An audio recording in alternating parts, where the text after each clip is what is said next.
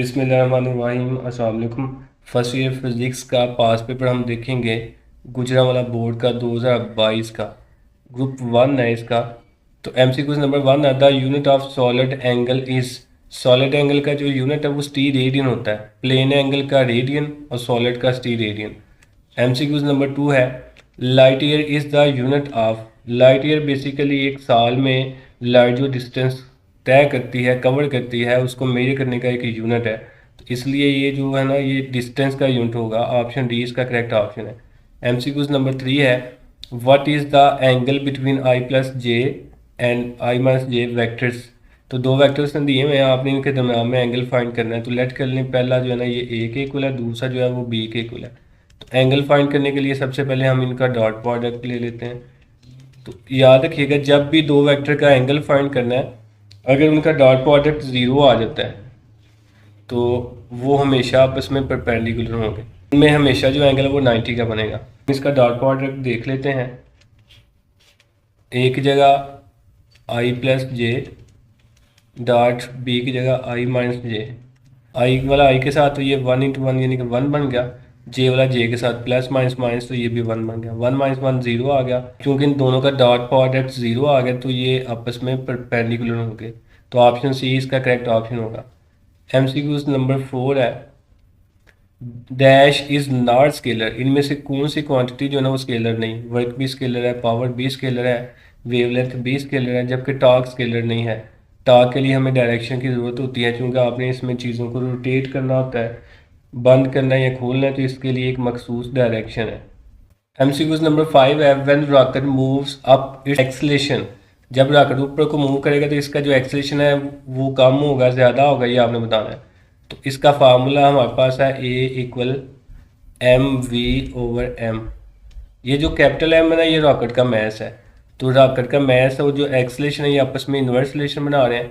तो याद रखिएगा, जब भी रॉकेट ऊपर को जाता है उसका मैस मुसलसल डिक्रीज होता है, कम होता है, तो फिर उसका एक्सेलेरेशन मुसलसल ज़्यादा होगा, बढ़ेगा। तो ऑप्शन ए इसका करेक्ट ऑप्शन होगा। एमसीक्यूज नंबर 6 है, shape of trajectory of projectile is. जो प्रोजेक्टाइल की ट्रजेक्ट्री होती है उसकी शेप पैराबोला होती है। तो ऑप्शन ए इसका करेक्ट ऑप्शन होगा। एमसीक्यूज नंबर 7 है, the rocks containing hot water और कॉल्ड। वो चट्टानें जो अपने नीचे गर्म पानी रखती हैं उनको हम एक्वीफर का नाम देते हैं। तो एक्वीफर ऑप्शन बी इसका करेक्ट ऑप्शन होगा। एमसीक्यूज नंबर 8 है, the angular displacement for daily rotation of the earth. ज़मीन जो डेली रोटेट करती है, एक दिन में एक चक्कर मुकम्मल करती है अपने एक्सिस के गिर्द, तो वो टोटल कितना एंगुलर डिस्प्लेसमेंट कवर करती है। तो एक मुकम्मल चक्कर में जो एंगल होता है 360 यानी कि 2 पाई होता है। तो ऑप्शन सी इसका करेक्ट ऑप्शन होगा। एमसीक्यूज नंबर 9 है, a body of 1 kg moving up with A equal G.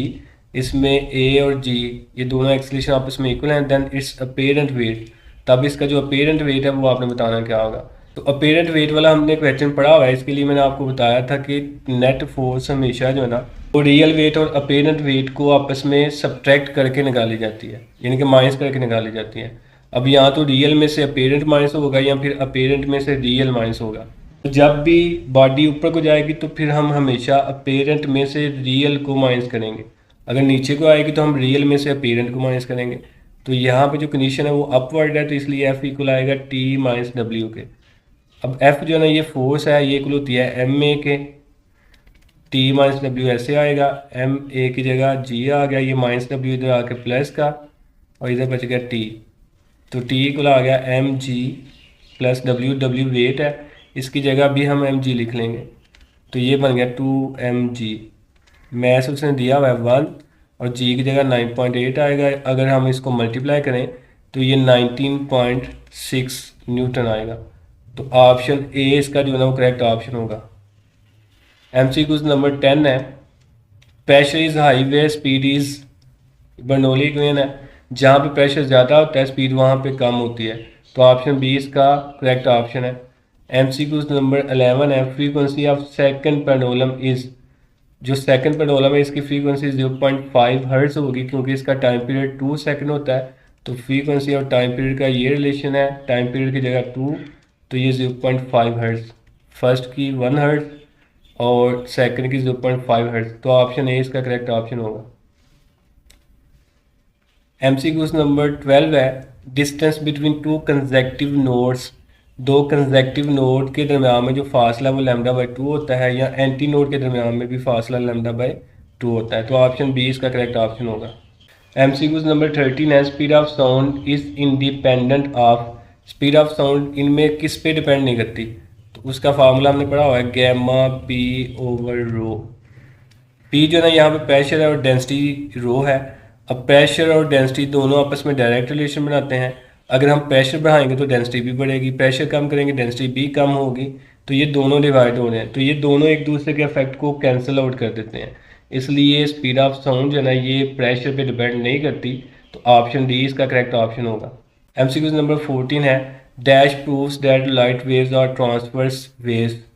इसमें से कौन सा जो फिनोमिना वो प्रूव करेगा कि लाइट जो है ना ये ट्रांसफर वेव है।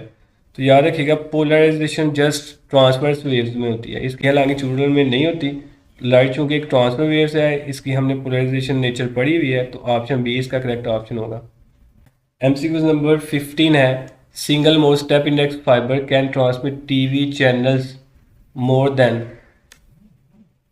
जो single mode step index fibre है ये कितने टीवी चैनल्स को ट्रांसमिट करती है।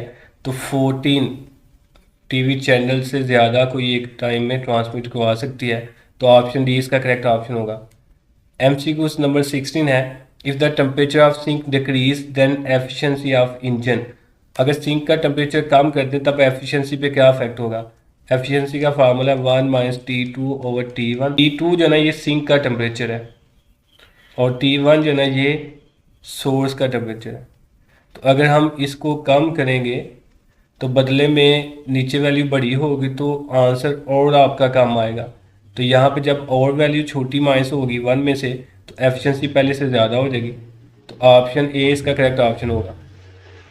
MCQ नंबर 17 है, 1 pascal is the unit of, pascal जो है ना ये प्रेशर का यूनिट होता है। ऑप्शन बी इसका करेक्ट ऑप्शन है।